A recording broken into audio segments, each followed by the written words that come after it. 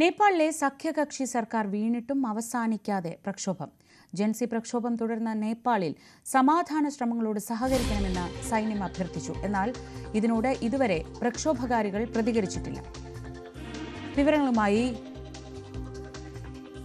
MG Mithun ചേർന്നു. മിഥുൻ, ഏറ്റവും ശ്രദ്ധേയം ഒരുപക്ഷെ നമ്മൾ തൊട്ടുമുൻപ് ബംഗ്ലാദേശിലുമൊക്കെ കണ്ടതിന് സമാനമായ രീതിയിൽ ചെറുപ്പക്കാർ തങ്ങളുടെ പ്രശ്നങ്ങൾ ഉന്നയിച്ചാണ് ഇപ്പോൾ തെരുവിലേക്ക് ഇറങ്ങിയിരിക്കുന്നത്. ആ പ്രശ്നങ്ങൾ പരിഹരിക്കുക എന്നതാണ് അവരുടെ ഏറ്റവും പ്രധാനപ്പെട്ട ആവശ്യം. അതിനിടയിലുള്ളതൊന്നും അവരെ ബാധിക്കുന്നതേയില്ല. പക്ഷേ സൈന്യത്തെ സംബന്ധിച്ച് ഈ പ്രശ്നം പരിഹരിക്കണമെങ്കിൽ അവർക്ക് സംസാരിക്കാൻ ഒരു നേതാവ് പോലും ഇല്ലാത്തൊരു പ്രക്ഷോഭമാണ് ഇത് എന്നതാണ്. നിലവിൽ എന്താണ് നേപ്പാളിലെ സാഹചര്യങ്ങൾ?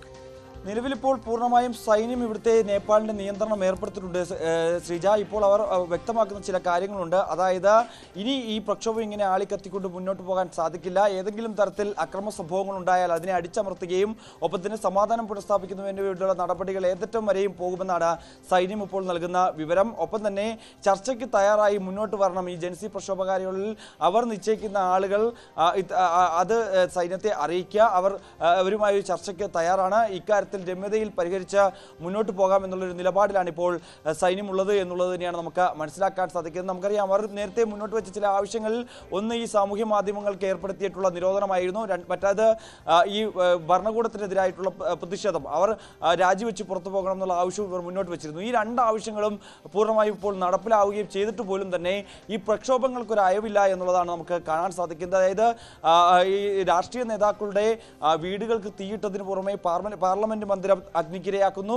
ഒപ്പം തന്നെ മുൻ പ്രധാനമന്ത്രിയുടെ ഭാര്യ ഇത്തരത്തിൽ ഉണ്ടായിരുന്ന വേളയിലായിരുന്നു വീടിന് തീയിടുകയും ഒപ്പം തന്നെ അവർ വെന്തു മരിക്കുന്ന സ്ഥിതിവിശേഷം ഉണ്ടാകുന്നു. മറ്റൊന്ന്, പോലീസ് ഹെഡ്ക്വാർട്ടേഴ്സിന് നേരെ സമാനമായ ആക്രമണം ഉണ്ടാവുകയും അവിടുത്തെ പോലീസ് ഉദ്യോഗസ്ഥരെ 3 പേരെ അടിച്ചുകൊല്ലുന്ന സ്ഥിതിവിശേഷം ഉണ്ടാവുകയും ചെയ്യുന്നു. സുപ്രീം കോടതി അടക്കമുള്ളവ ആക്രമിക്കപ്പെടുന്നു, ജയിലുകൾ ആക്രമിക്കപ്പെടുന്നു. അങ്ങനെ സർക്കാർ സ്ഥാപനങ്ങളെല്ലാം തകർക്കുന്ന തരത്തിലേക്ക് പ്രക്ഷോഭകാരികൾ കൂടുതൽ അക്രമാസക്തരാകുന്ന സ്ഥിതിവിശേഷത്തിലേക്ക് കാര്യങ്ങൾ പോകുന്നു എന്നുള്ളതാണ് ഏറ്റവും സങ്കീർണമായി നേപ്പാളിനെ സംബന്ധിച്ചുള്ളത്. ഇനി ആരാണ് അടുത്ത പ്രധാനമന്ത്രി ആകാൻ യോഗ്യനെന്നുള്ളതാണ്. അതായത് ഒലിയുടെ പിൻഗാമിയായി മറ്റൊരാൾ വരുമോ എന്നുള്ളതാണ് ഇനി അറിയേണ്ടിയിരിക്കുന്നത്. അത്തരത്തിൽ രാഷ്ട്രീയ അനിശ്ചിതത്വം അവിടെ നിലനിൽക്കുകയും ചെയ്യുന്നുണ്ട്. പ്രത്യേകിച്ച് കാഠ്മണ്ഡു മേയറിൻ്റെ പേരാണ് ഇത് സംബന്ധിച്ച് ഉയർന്നു കേൾക്കുന്നത്. ബാലേന്ദ്ര ഷായുടെ പേരാണ് ഉയർന്നു കേൾക്കുകയും ചെയ്യുന്നത്. ഈ 35-കാരൻ്റെ പേര് ഉയർത്തിക്കാട്ടുന്നതും ഈ ജൻസി വിഭാഗത്തിലുള്ളവർ തന്നെയാണ്. നേരത്തെ തന്നെ ഈ ശർമ്മ ഒലിക്കെതിരെ രൂക്ഷമായ വിമർശനം നടത്തുകയും ഒപ്പം തന്നെ സ്വതന്ത്രനായി നിന്ന് കാഠ്മണ്ഡുവിൽ മേയറായി വിജയിച്ച് കയറിയിട്ടുള്ള വ്യക്തി കൂടിയാണ് ഇദ്ദേഹം.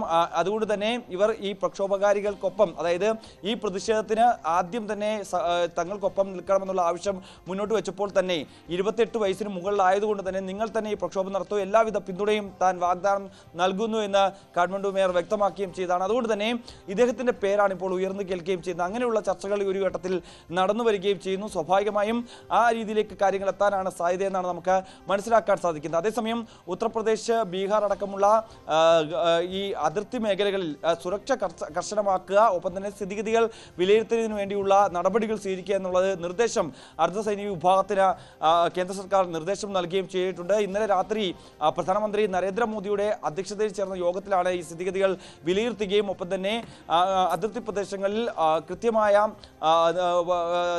പരിശോധനകൾ കർശനമാക്കാനും ഒപ്പം തന്നെ അവിടുന്ന് ഏതെങ്കിലും തരത്തിൽ അഭയാർത്ഥികളുടെ പലായനം ഉണ്ടാകുമോ എന്നടക്കമുള്ള കാര്യങ്ങൾ പരിശോധിക്കാനും കൃത്യമായ നിർദ്ദേശം നൽകുകയും ചെയ്ത് ഇതടക്കമുള്ള സാഹചര്യങ്ങൾ ഇന്ത്യയും വിലയിരുത്തുകയും ചെയ്യുന്നുണ്ട്. എന്തായാലും പ്രക്ഷോഭം 3-ാം ദിവസത്തിലേക്ക് കടക്കുകയാണ്. ഇപ്പോഴും അയവില്ലാതെ തുടരുന്ന സാഹചര്യമാണ്. സൈന്യം അവരോട് അഭ്യർത്ഥന നടത്തുകയാണ്. പക്ഷേ ഇതുവരെയും ഇക്കാര്യത്തിലൊരു അനുകൂലമായിട്ടുള്ള മറുപടി ഈ പ്രക്ഷോഭകാരികളുടെ ഭാഗത്തുനിന്നും ഉണ്ടായിട്ടില്ല എന്നുള്ളതാണ് സത്യം.